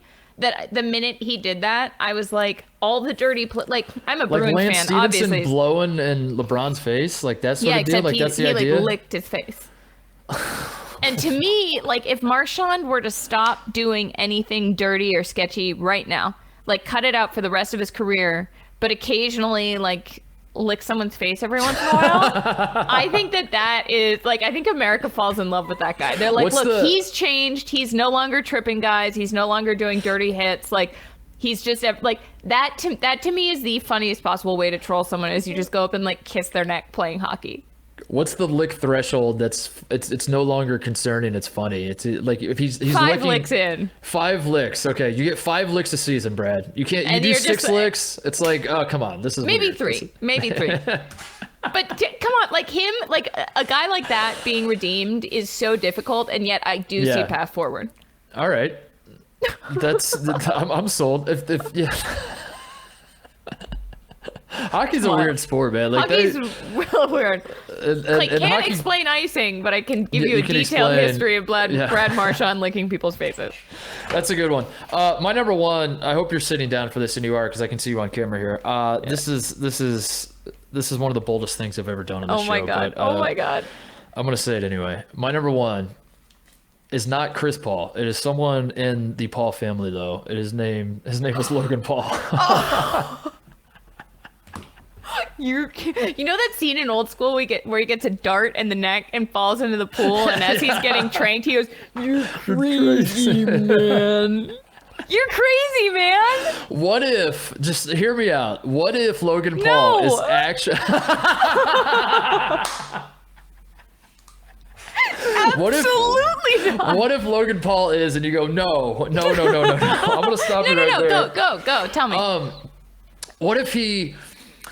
I just think this would be the most insane story, and this would absolutely blow my mind if, like, Logan Paul, number 1, turns out to be like an actually great boxer, which is highly unlikely, but possible, and number 2, somehow like salvages it where, like, instead of I mean Floyd Mayweather is not a great guy, and Logan Paul called him out. We're like, what if that becomes his brand, where he just like he starts fighting, like he's the guy that fights the guys that no one likes. Well, the problem is no one likes him. No one likes him, but that's what I'm saying. But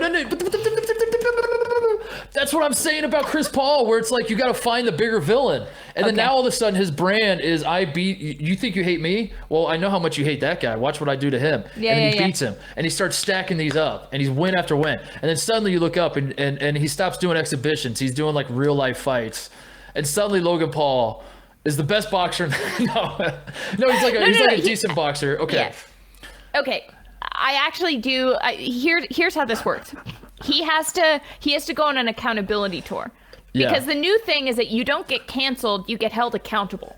And if you apologize for your past mistakes and make a concerted effort to be better and make promises and then follow through on that, people are like, okay, we will accept your apology and give you the benefit of the doubt in thinking maybe it is possible that you have changed, and if you don't screw up again or do something shitty again, we'll let you be redeemed, which is kind of all you can do, because you can't like, people aren't going away. If you just say you're done forever, then they lean into being worse. Right. But if you say, hey, there's a path forward. So if Logan Paul like does the whole accountability thing and then just calls out and starts boxing people who are even worse, like, oh my god, it's possible. There's a path.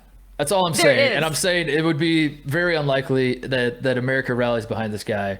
But that's why he's number 1. That's why he's number 1 on my list, because that would be absolutely insane. And I think that is, if you're looking at a redemption story, because it's also 2-pronged. It's not just like who he is as a person, it's who he is as a boxer as well, because like that's annoying to people. It's like the fact that you're doing pay-per-views and you're like undermining this sport that a lot of people love, and they think that there's like a romance and an integrity to how you have to become a prize fighter, all that, and you just skipped in front of the line and said, I'm gonna fight Floyd Mayweather. But what if it turns out he does take it super seriously, and he actually like puts in he pays his dues somehow, and the boxing community's like, I shit on this kid out of the gate, but I got to be honest, he's not a bad fighter, and he paid his dues, and that. It's hard, Charlotte. It's going to be a very hard path for him. But I think the path is there. It's going to be very hard, especially because he has done, I'm pretty sure it's him and not his brother, he's done like bad things to women. And it's like, okay, that to me, that's where I start being like, you're done forever. But, if someone's going to keep on existing and they find a way to, like start a charity and be better, it's like, I'm probably never going to like the guy, but I might give him as much as to say like, okay, at least you're trying, or at least you're and doing. again, what and if it's him path. versus a guy who's done even worse things? I know, to I know, and he just keeps he beats his really ass, makes and you're like, well, I kind of. That coupled with giving a lot of money to some good causes, and I can see a path forward for Logan Paul. But he has to mean it. He has to mean it. That's a wild pick.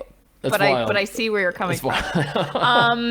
Okay, my number one is not quite as wild, but it's Kyrie Irving. Ooh, okay. Because he's won a championship. Has he won 2? He's won 1. He's won 1. 2016 with the Cavs, so yeah. It's not like he doesn't have a ring. Mm-hmm. He rubs a lot of people the wrong way. People, you know, like you mentioned, Celtics fans, you know, he has a great track record in terms of standing up for social justice and saying the right thing. I think people hate when he just decides to take a few games off, like the people who I think that you can go either one way or another on him.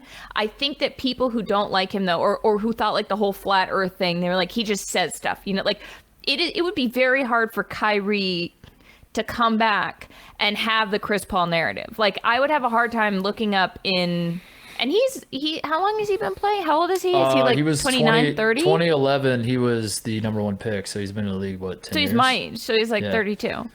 So he's running out of time. He was probably 19 when he got drafted because he was a one and done, so he's probably 29. He's such probably an idiot. Not quite I'm like, 30. everybody went to a 4-year liberal arts school, just like me. So he's probably not quite 30. Did he major in history and creative writing too?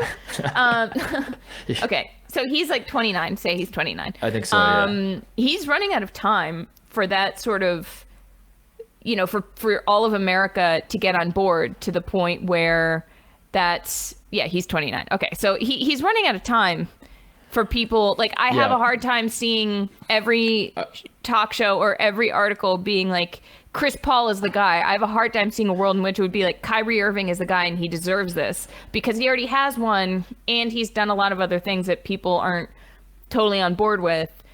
I don't personally have a problem with Kyrie. I have always sort of been a Kyrie fan. I was psyched when he went to the Celtics. I was not psyched when he left, but like whatever.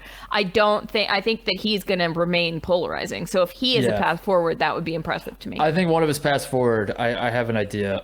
It is this. He has to like throw out some conspiracy because he kind of dabbles. I don't know if conspiracy is the right word, but flat earth. He brings up the flat. He's known for that. Whether well, as you said, he was trolling or whether he believes whatever. That has now been attached to you know, discussions about him that gets brought up. Right. I think he's got to throw out a handful of other crazy stuff and hit on one of them. And as soon as he hits on one of them, oh wow, you know, because that's the thing about conspiracies. We should say not just like innocent, like not every single conspiracy theory is wrong. There are some that are, and that is like why they're kind of dangerous, is because the people that like are prone to those are like, no, this one was right. So like, therefore all of these are right.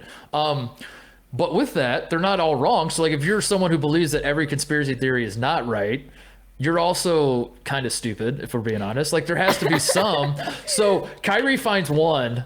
He starts throwing it out there. I know what it is. He gets killed for it. He gets proven to be correct. And then everyone's like, holy shit, if he was right about that, what else could he be right about? And then he's like, exactly. And then he walks away and he just lets you think on it. You're like, whoa. And he wins like 4 more championships. Yes. Here's what it is. If Kyrie Irving, this is going to sound insane. If Kyrie Irving decides that aliens are going to be his thing. Whoa.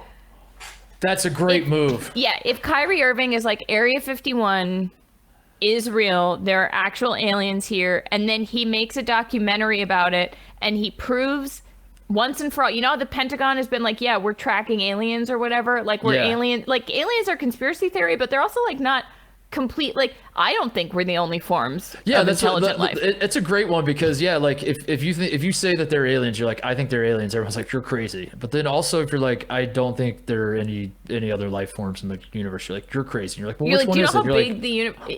I don't know. So if Kyrie Irving, this could even be after he's playing basketball, like starts a production company to make documentaries, and he proves that aliens are real, then whoa. I don't see a world in which people like he is then like, that's the coolest thing in the world. Yeah. If you prove that aliens are real, You are automatically. I don't even know if he has to go beloved. that far. If he just kind of makes it his brand, where he just like retweets articles about UFOs and stuff, like he just becomes kind of an alien guy, and then people have him on the podcast, and he's just like, you have to look at some of the.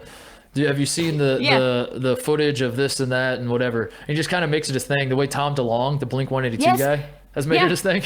Yeah, Tom DeLonge is all in on aliens, and because there's nothing very harmful about that. It's not like a political conspiracy theory. It's not that you're teaching false information. If a kid wants to believe that they're aliens, like great, let them believe that they're aliens. Who cares? You know what I mean? So I think I think Kyrie Irving's path forward is that he leans into being the alien guy and just goes really hard on that and keeps playing basketball, keeps speaking out for social justice, but he really is all in on aliens being real. I think that makes him 10,000 times more likable. That's a great idea. To the general public. I think that's exactly it. And then Kyrie Irving and Logan Paul box each other and and Kyrie wins. No, Kyrie if wins. Kyrie Irving and Tom DeLonge team up on an alien project, oh my God. Who says no? Done. I'm watching. Who says no? You take my money. I don't know what it is, but here, I want to see it. And then Blink 182 gets back together to do the soundtrack for it. Oh my God. Yeah, and then Kyrie shows up at a Blink 182 concert, and and plays the drums. We with Travis Barker. Done. Boom. Wow. Anything else, Charlotte? Is that it? Is that the show? I think that was a good list. Any parting thoughts for the people? Any email requests? What do you want for emails? Ooh, tell us what your tell us what your most hated player would have to do for you to like them. Ooh, that's a good one. What if take the player you hate the most and then email us saying what they would have to do to change your mind about them? I'm also curious what people in sports are irredeemable for reasons that don't involve crimes. Yes. Is there do people think anything like I don't care what LeBron does from here. I hate the guy and always will. You have to say why. Like if you back it up, we'll read the ones that are actually backed up. But I'm curious that answer as well. Like obviously, like the disclaimer as we've said all along, if you're a garbage person, then obviously. Yeah. But for your own irrational hatred, like I hate this guy. I know it's irrational, and there's nothing he can do for me to change that. I'm curious what those answers are as well. So. It's funny. I usually try to put women on my list too, just because we don't talk about women's sports enough, and they're just as valid. You might disagree, but no, I'm kidding. I realize that like men are so much worse than women that like I just went all women. Yeah, who's men. the most hated women's athlete? I had Tanya Harding kind of, and then I was like. Is it Megan Rapinoe though? For some, like she's polarizing. She's not hated. She's loved by a lot of people. Yeah, I think she's Serena's so beloved. kind of the same way, where she's like some people hate her, and some people. A lot of the reason that women aren't likable for women is so different and like such a different bullshit bar. Yeah. That it's like let's not get into that and let's just talk about the guys who actually. And suck. it's also like you can't. I mean, yeah, it's obviously a different game. You can't just are there women athletes that are just like universally hated? I don't think there's anyone who's just like so obnoxious because you can't really get that far. Yeah. I mean, there are people like Hope Solo, but she had her whole that was a weird Hope Solo's domestic a good one. violence thing. Hope Solo was a good one. That's as like close to as I remember. People were like, I don't mess with her. No thanks. Yeah. That's a great. Email us those. I'm curious. Tell us who are the bad ladies. Again, I don't know if I'm a good or a bad feminist, but I'm out here trying. So, anything you want to leave us with, Mark? I just want to say my parting thought is I maybe we could save this for a different show, but I've seen a lot of talk about this being a small market NBA Finals because Milwaukee and Phoenix. Yeah.